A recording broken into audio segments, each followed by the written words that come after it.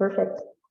Well, hello everyone, and welcome to our webinar today. This is going to be titled Cite before you cite, improving the caliber of your research. First of all, I want to present our panelists today. First, we have Josh Nicholson. He is co-founder and CEO of Cite. And also a little bit of him, he holds a PhD in cell biology from Virginia Biotech, and where he focused on how aneuploidy affects chromosomes missegregation. He also has built and sold 2 companies aimed at improving how researchers collaborate and publish their work. Welcome, Josh. Thank you for being here. And Karina Chavez, which is me, and I'm part of the innovation and growth team here at Research Solutions. And I hold a PhD in immunology and gene therapy from the University Autónoma of Nuevo León. I'm specialized in DNA vaccine design, specifically for against cancer. I'm working with the WT1 oncogene, and I've been in the company for around 6 years, working with the developers in UI/UX team to develop new software products to make scientific research easier and faster. So I'm here at Research Solutions, being the team lead and junior product manager.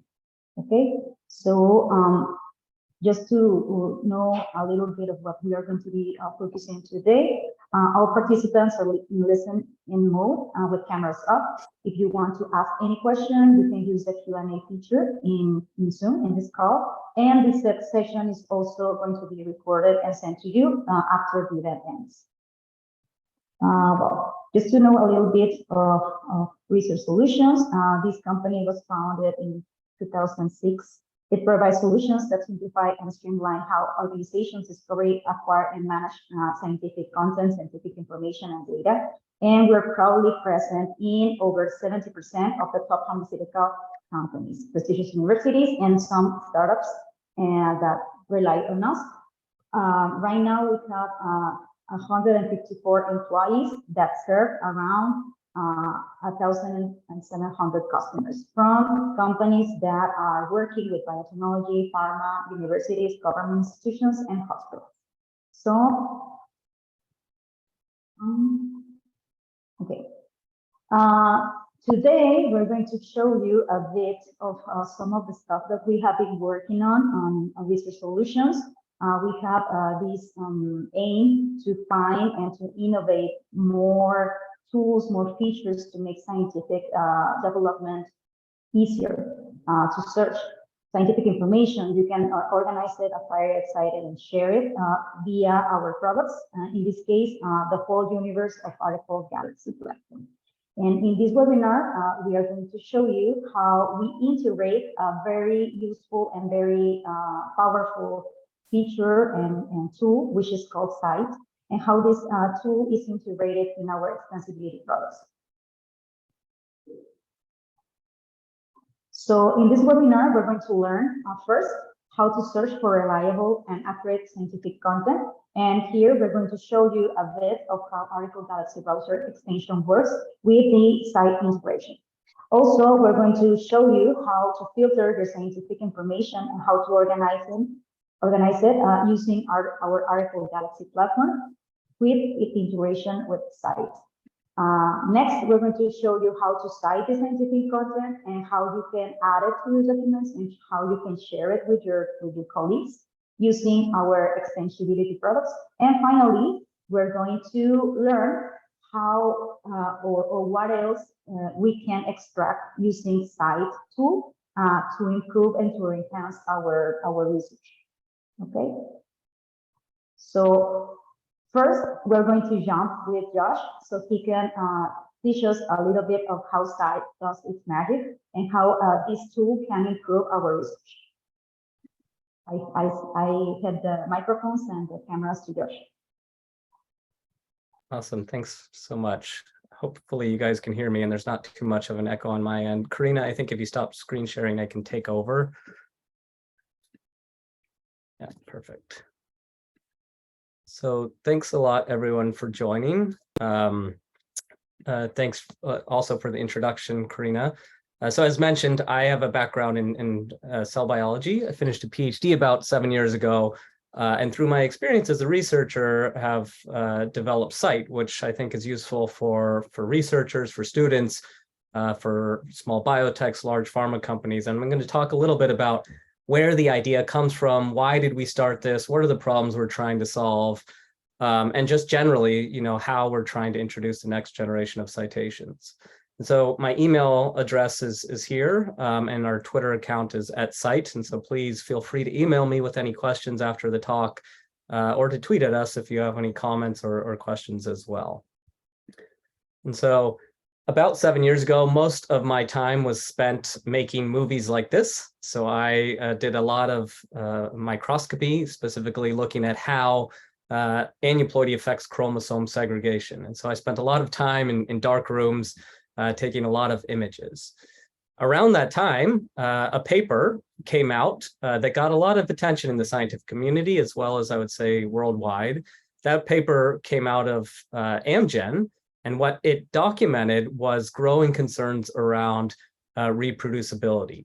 And so that paper found that if you try to validate major cancer studies in-house, where Amgen had the resources, the time, the energy, the motivation to do so, almost 90% of the time, they could not be validated, right? And so this got a lot of attention and concern, because if you are building off of supposedly the best cancer research in the world, and you can't first repeat it, well, there's a lot of nice stories that we're telling, but not a lot of powerful research that's going to inform potential therapeutics. And so this is problematic. They were not the first one to actually show this. Bayer showed something similar, not just looking at cancer studies, but across different disease indications. Also finding that when they try to validate studies that are done in academia or outside of their company, generally they could not, right? And so this growing concerns around reproducibility really kind of triggered me into doing something about it. And at first, I did what mostly academics do. I wrote a paper, right? And so here is a paper directly in response to the growing concerns around reproducibility. In this paper, I essentially suggest that not all citations are the same, but we treat them the same. Wouldn't it be good if we had some metric or some indicator if a paper has been reproduced? And it's funny because in this paper, we suggest that someone else should build this, right? We didn't even think that we could build this at the time. But basically, we were trying to say, within our fields, we knew highly cited studies that appeared in the world's best journals, that came from the world's best universities.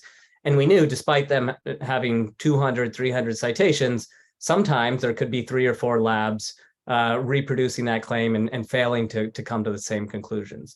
And so what we wanted to do was really to kind of change citations from this superficial metric, this number that you glance at, to a rich information source that can help you better understand articles, to see how and why something has been cited.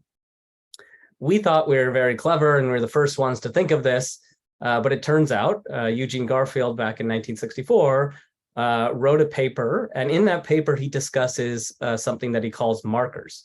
And so this Eugene Garfield is the creator of the world's first science citation index, which is now known as the Web of Science.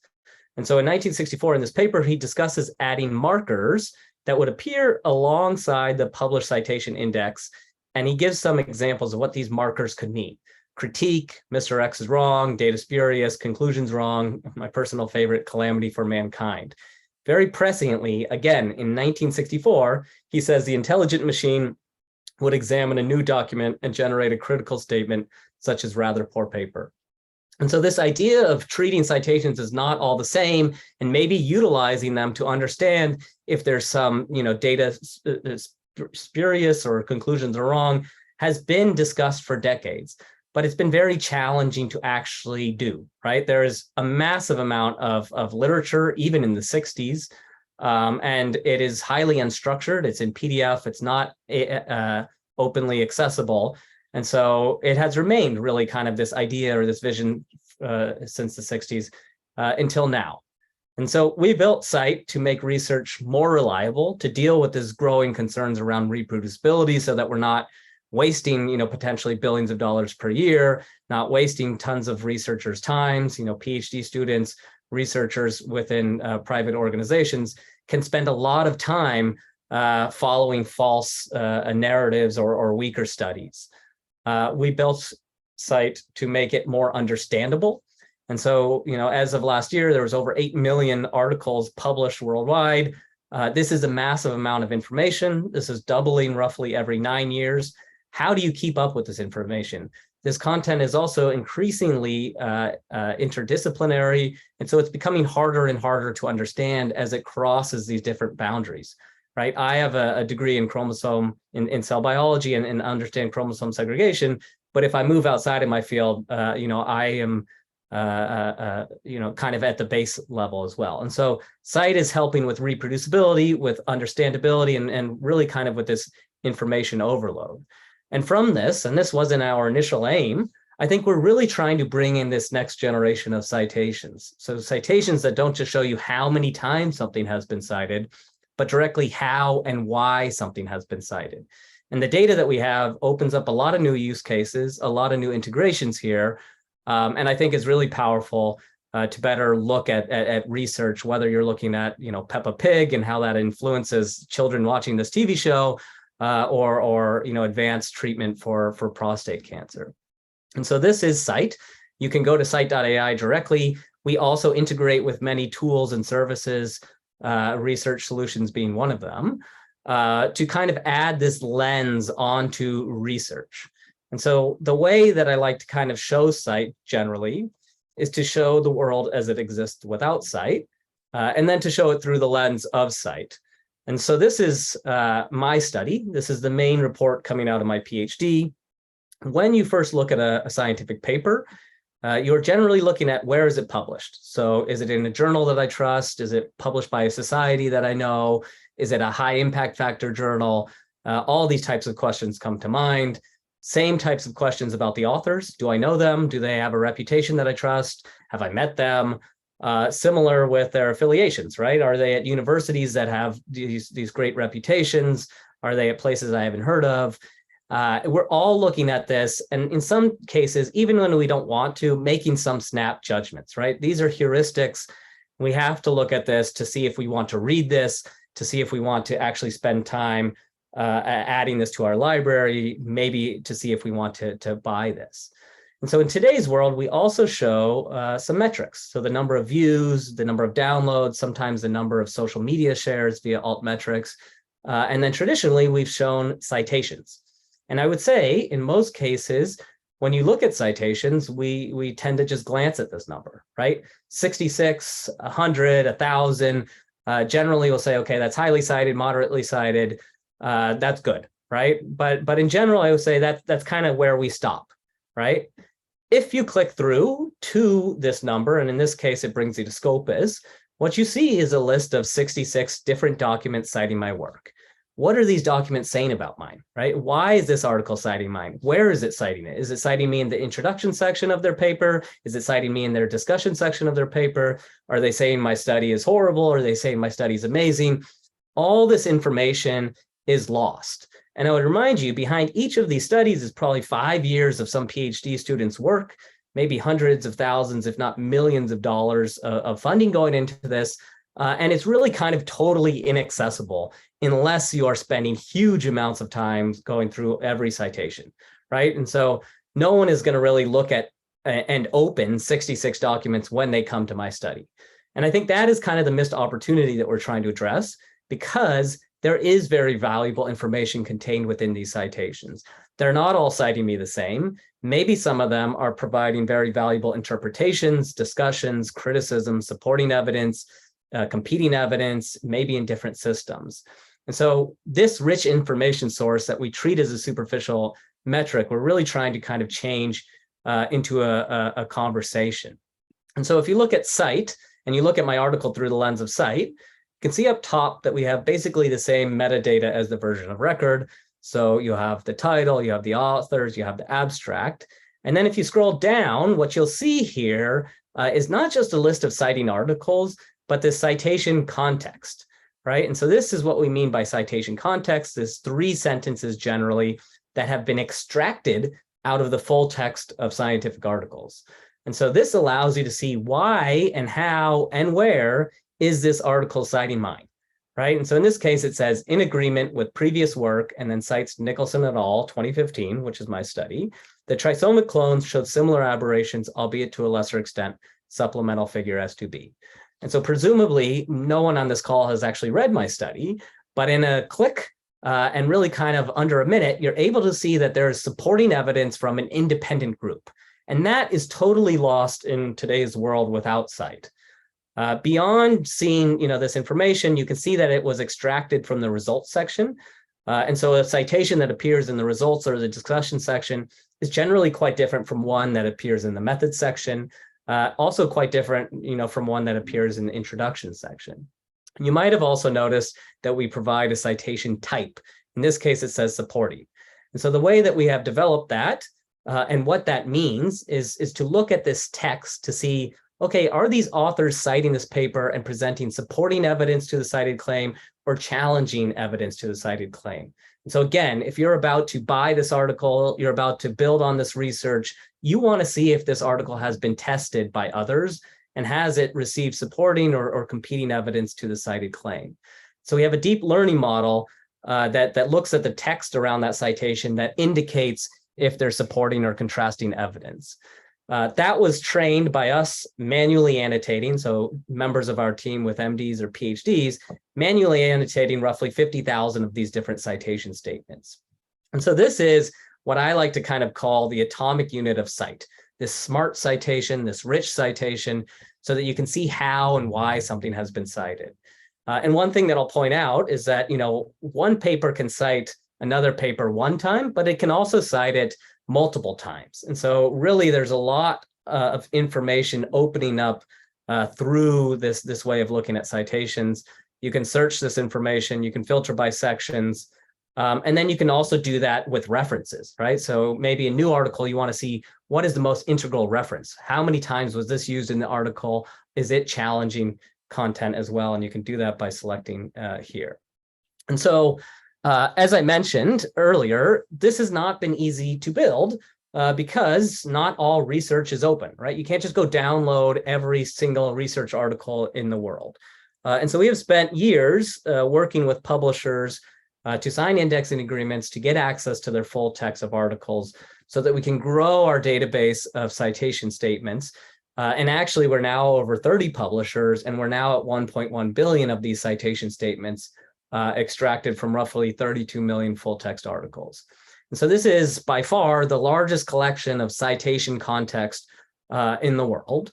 And it has been a challenge, but it is now very comprehensive, and you're able to do a lot of powerful things, looking at how articles have been cited, how researchers have been cited, how journals have been cited, so on and so forth.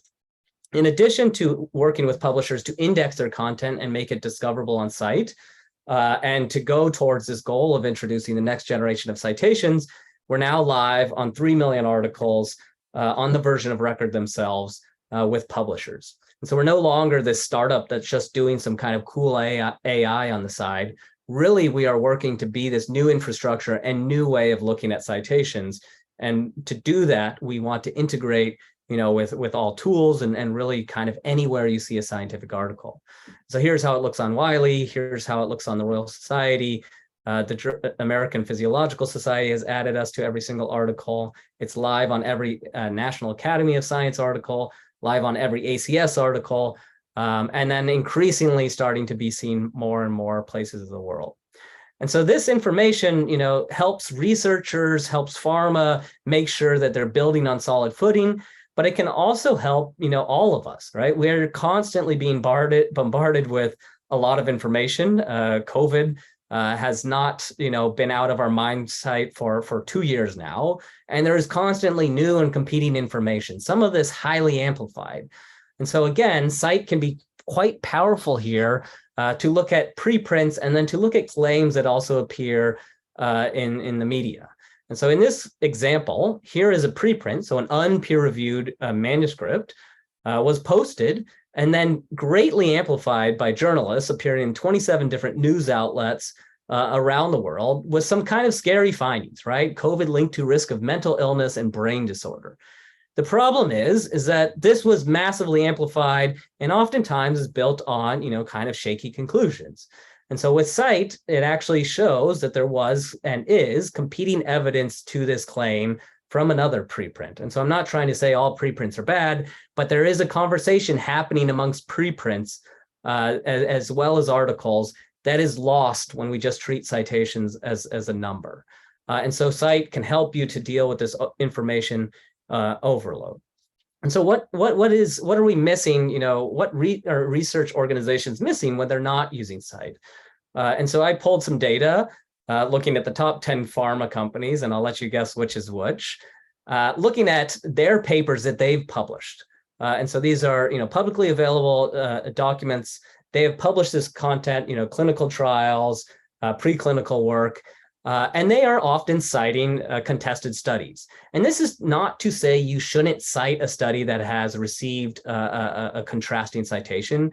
It's not to say that contrasting citations are bad, but if you are spending, potentially hundreds of thousands, if not millions of dollars doing this research, and you're citing maybe 40, 50, or 60 references, and those references serve as the foundation for your own research and maybe for whether or not your research is successful, it's important to see what the debate is happening, right? We don't want to cite this as if it's reliable and potentially, it could be unreliable. And so with Cite, a lot of these researchers are probably missing competing studies, right? They're probably missing these competing citations. And again, those competing citations might influence how you cite an article. Maybe you no longer trust it, or maybe you add it to it. And so this is really kind of just showing that, we're constantly interacting with research that has been supported, has been challenged, has been discussed in various ways. And that conversation, which the papers are having amongst themselves, is often lost. In other cases, and I would say this is more kind of something that really should be avoided, we're continually even citing, oftentimes fraudulent work. And so again, looking at these same groups, you can see it's a much smaller number. Many groups continue to cite studies post-retraction as if they're reliable. We actually have a Twitter bot that's called Cite Ref Check, which tweets every time this happens. And so in some cases, this might be okay.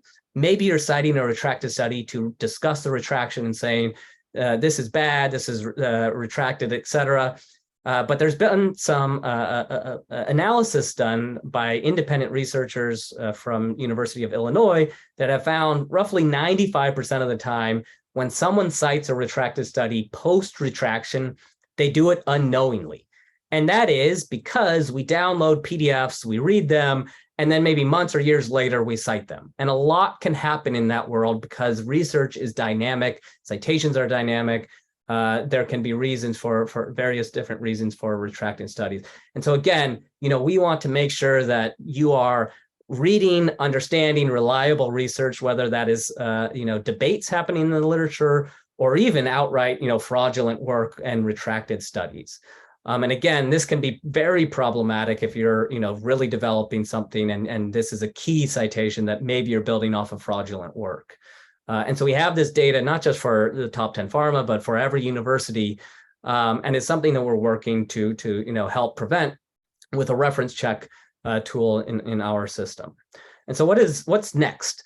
So what does this data allow us to do?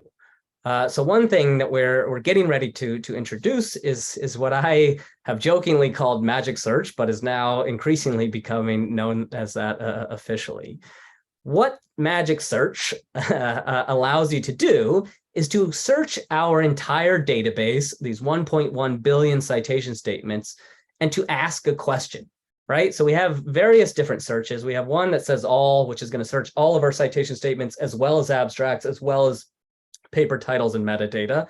This new feature called Ask a Question allows you to simply ask a question in plain language and then get an answer back directly from the literature. So not get an article back, but get an answer back.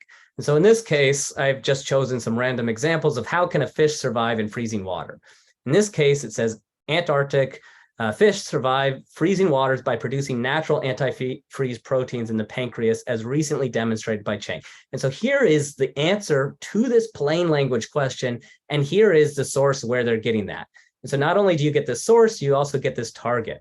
Again, here's another one, and it's talking about fish that live in polar oceans survive at low temperatures by virtue of antifreeze plasma proteins in the blood. Again, citing various studies. And so this works for questions like how can fish survive in freezing water, to which chromosome is most frequently gained in colorectal cancer.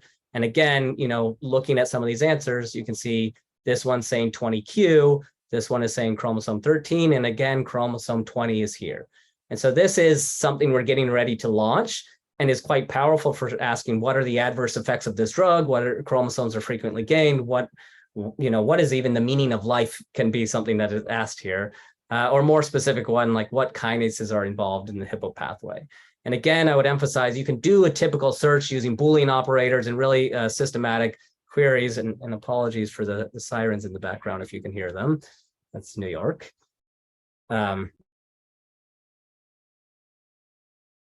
Okay, I'll just mute for 1 second. We're really trying to make this information, accessible so that you can better ask a question and see what the literature says about X. And again, X can be Peppa Pig to prostate cancer. It can be financial research. It's really actually kind of fun to try to break this because we are not just looking at biomedical literature. We're looking at social science. We're looking at financial research. And the world is increasingly interdisciplinary. And so I will stop there and say, we'd love to work with you. We are integrated into various research solutions products, as you'll see in a second. But if you need further access to Cite, please feel free to email me directly, josh@cite.ai or sales@cite.ai. And we'd be happy to hear about the challenges that you're dealing with and how Cite might be able to help them. And so thanks very much for this. And I will now turn it back over to Karina.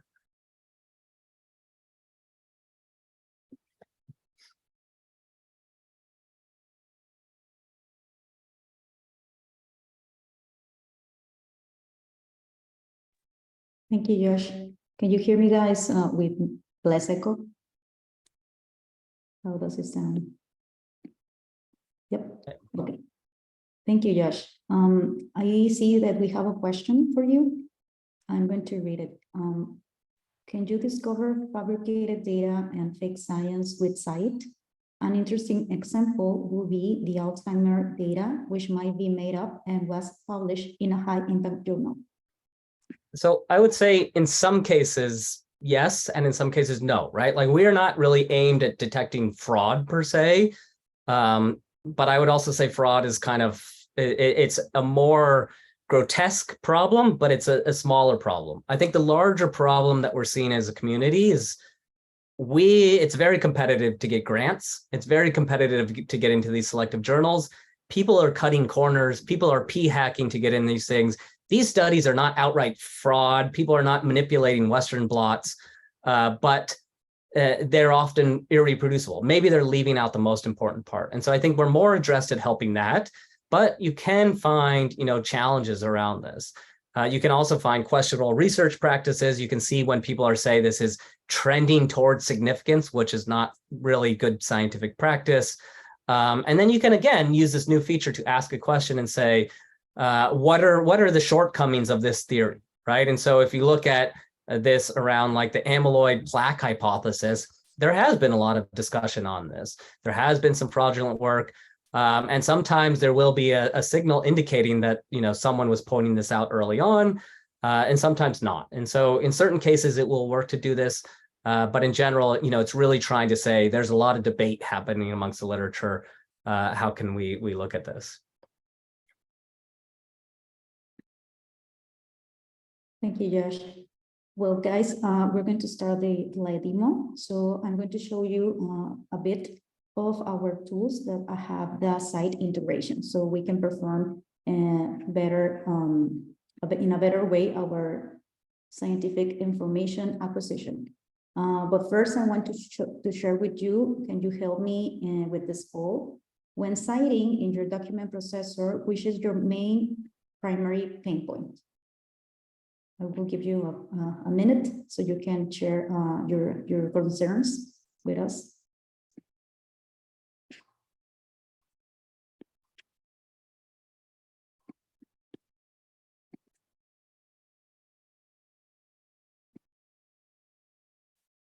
And meanwhile, if you have more questions, feel free to write them down in the Q&A section. Okay, perfect. Thank you. So for most of the people here, we'll be switching from document processor to PubMed and other databases to search for more scientific content. Perfect. Then I think you will like this demo. Perfect. So, well, I'm going to start. The first step when we are doing research will be looking for scientific information, right? So I'm going to start doing like a regular search on regular scientific database. In this case, I'm going to showcase how our browser extension works. This is our tool. It's called Article Galaxy Browser Extension, and I will show you later how you can have access to it. So, for example, I can be Google and perform a regular search. For example, in my case, I work with gene therapy against WT1, which is a cancer that is overexpressed in cancer. So I'm going to search for information regarding small hairpin RNAs. In this case, my extension can show me the number of articles that have been found in this general search using Google, but I am also able to look for more specific information in some other websites. For this time, I'm going to use PubMed. So here in PubMed, I'm going to do the same type of query because I'm interested in looking for information regarding WT1 and this type of gene therapy. So my browser extension can allow me to find the number of articles that I can have access. I can click here and access the full text in Article Galaxy platform, and the browser extension is going to open the data so I can select which items are of my interest. So in this case, as you can see, we have the titles of the articles, a little bit of the citation, and we also show the cite badge. This in order to enhance, to improve the type of information and allows you as a user to decide if this article is of use for your research. So in this case, we can also have some other features that we already know for Article Galaxy, which is get the full text or maybe check the reuse rights. It depends on the needs of the user. So in this case, I can add this article on my library and I can return to it later. Perfect. In the case that you are writing some sort of draft for an article, a publication, we have our extensibility tool, which is called Word Add-in. This Word Add-in is an extensibility product that you can access or you can download from the Microsoft Store. And in this case, I am already logged in the Article Galaxy platform. You can perform the organization of your articles or your citations in folders. This is going to be extracted directly from your library on Article Galaxy. You can access to those articles. You can search for articles with specific citations over there. And just to look up for this specific one. Oh, sorry. And you're also able to insert the citations in your document. So for example, I'm going to insert a citation over here because this paragraph is related to that information. I can insert my citation in my document directly. I am also able to navigate through all my articles that are included in my library. And also we have integrated the cite badge, in which, as you saw on Josh's explanation, we can nourish our search of this content in a better way. You know, looking for the number of publications that cite this work or the mentioning if it's supporting this article or is not supporting it. Okay. You can also have access to our styles of citations. We have like a very, very, very long list of different types of styles, which you can select the one that you like the most and apply it to the document. Okay. Perfect.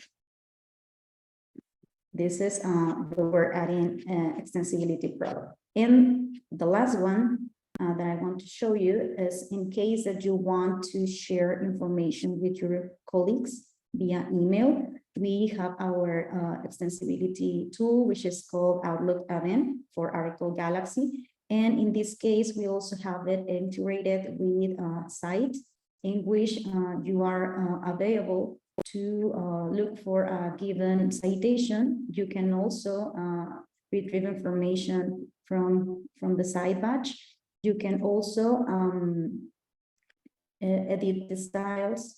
We have here the same long list of different styles of citations, and you're also able to insert the citation directly into the email body. So you can share it, and you can also share the access to the PDF to the people that you might be interested in. So for example, I'm going to add to my email like the citation that I found interesting. It's going to be added to the body of the email, and I can send it and share it with more people.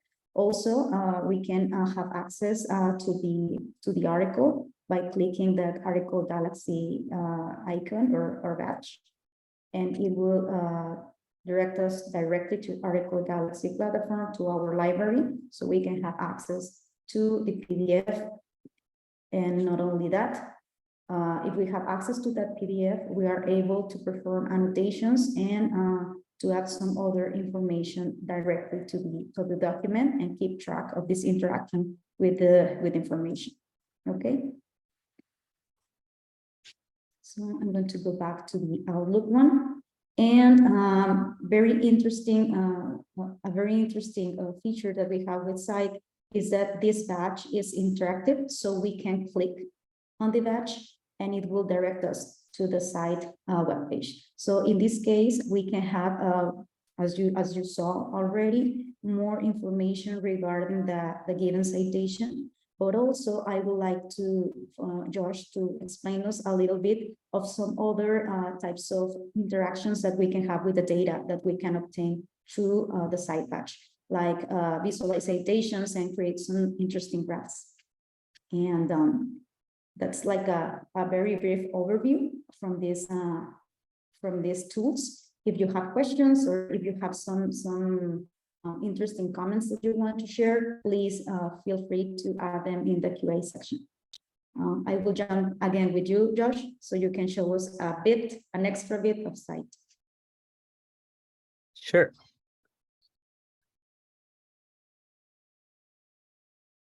Yeah, so thanks a lot for that. So yes, I showed a little bit about how you go from an article to seeing a citation context. I showed search. We do also have visualization, as has been mentioned, and I'll show you how this looks. And so here is Cite. Here is the screenshots I was showing. I mentioned that you can search these things to say, I'm interested in yeast. You can hover over co-citation, so you're also discovering relevant work. When you have Article Galaxy, you'll also see this, Article Galaxy link here. So you're getting access as well. And so we don't deal with access ourselves. We partner with Reprint's desk, Research Solutions, to provide this.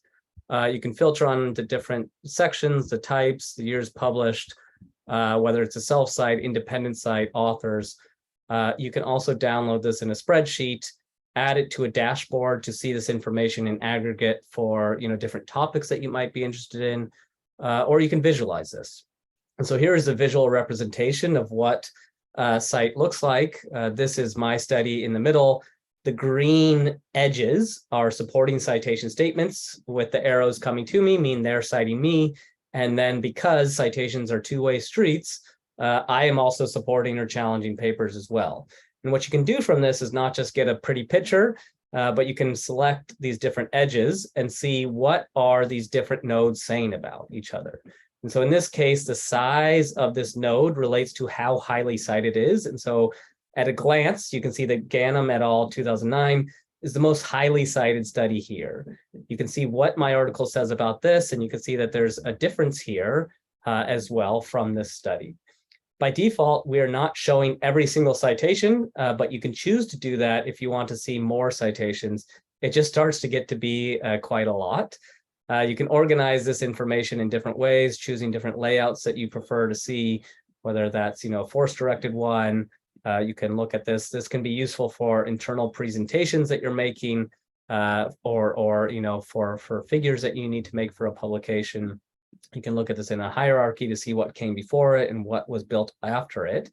And so it's, again, another way of kind of looking at these articles.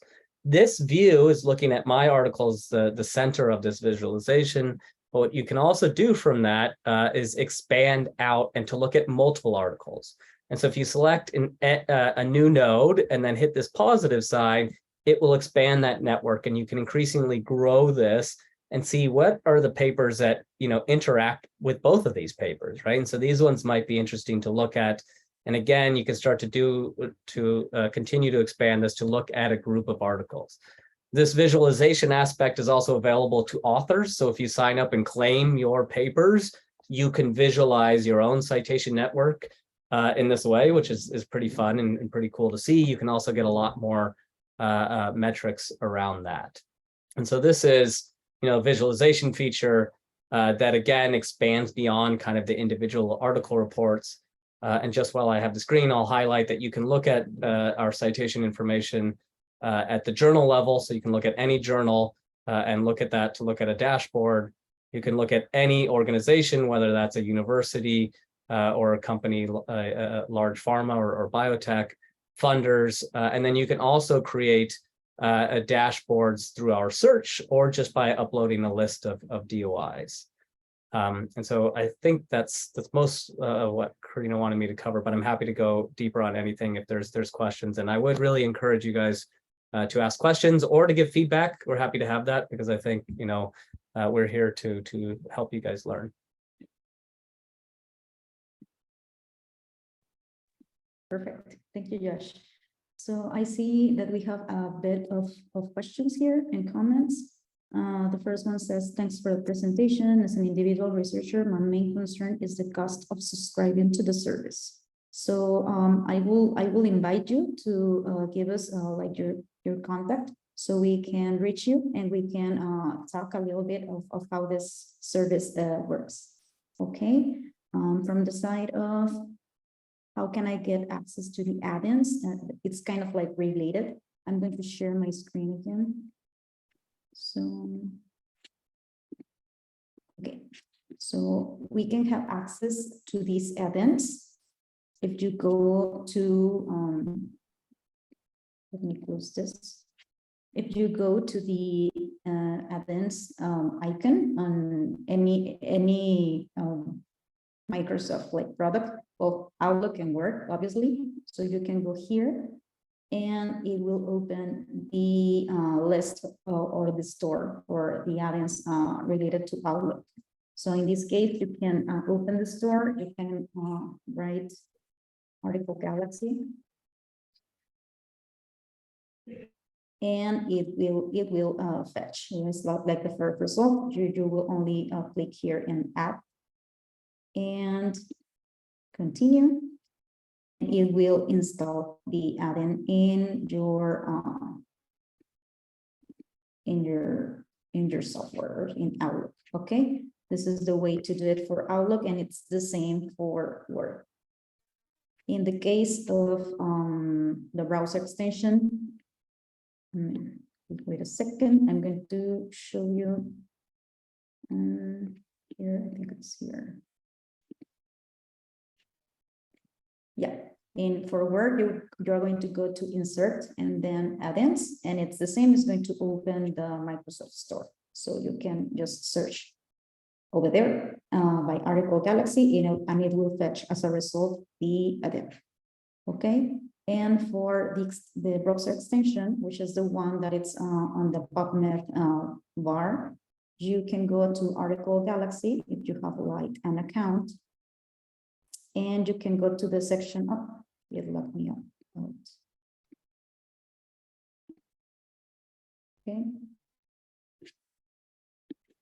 You can go to the section called extensions, and over there we have the extension for the browser. Okay, you can click and you can install it too. Okay. Does the browser extension works only on PubMed? Nope, as I explained, this extension works in any website. So I'm going to go to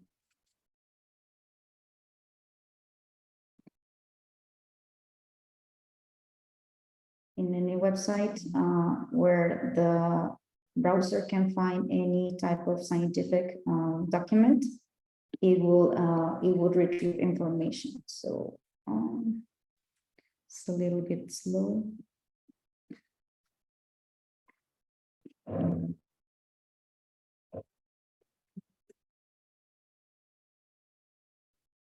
Okay, it's kind of slow.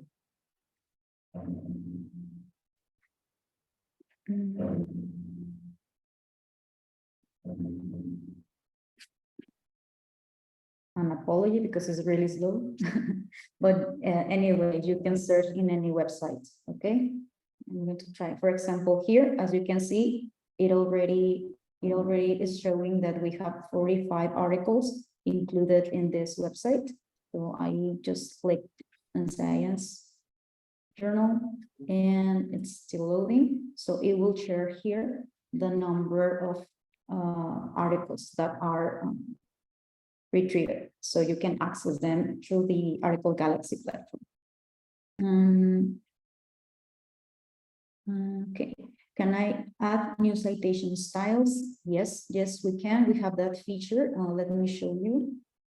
I'm going to go back to Article Galaxy we're adding, and here in settings, it's in styles. Here in styles, you click here in this option, which is custom, and you can create your own citation styles. You upload here your file that can be generated in citation style visual editor, and you can have that style or your list of your own styles over there in the add-in. Okay. Are these add-ins already available if the company has sites? I don't understand. Are these add-ins already available? I guess so. I think there's no issue if you already have Cite, right? You can have them these add-ins to install it. They are available right now at the store, at the Microsoft Store. And I don't know if I lost a question.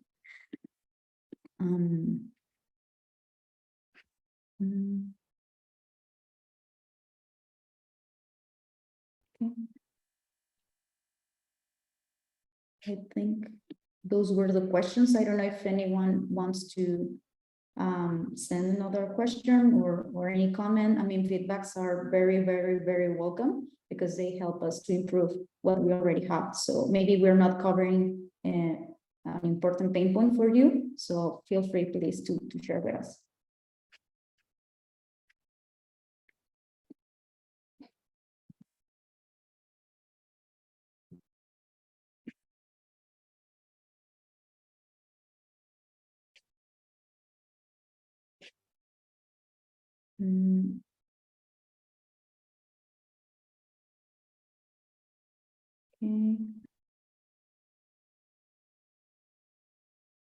Okay, Dr. Benjamin Odoy, from the side of Outlook, I'm not sure if that's what you also mean, visualization of our emails. I can, if you can provide us your data, I can get in touch with you and I can show you how it works, the Outlook, so you can implement it in your email. And I think those are the questions. well, if you want to learn more or you want to do some other type of, or interested in having some other type of webinar, please get in touch with us. You can book a call. We're a specialist. You can also book a 14-day free trial for the people that are not already our customers, and we will be happy to help you. And I think that will be all from our side. Thank you very much for your presence in this webinar, and hope to see you soon. Thanks, Thank you, everyone. Josh. Yeah, also, you. again, feel free to email me directly, josh@cite.ai, if you have any questions. We also love feedback as well to hear your pain points. We've come together because we both, serve complementary things. And so, we can help make sure you're buying the right articles and find other articles that you might need to acquire and purchase for your library. And so again, very happy to have this conversation.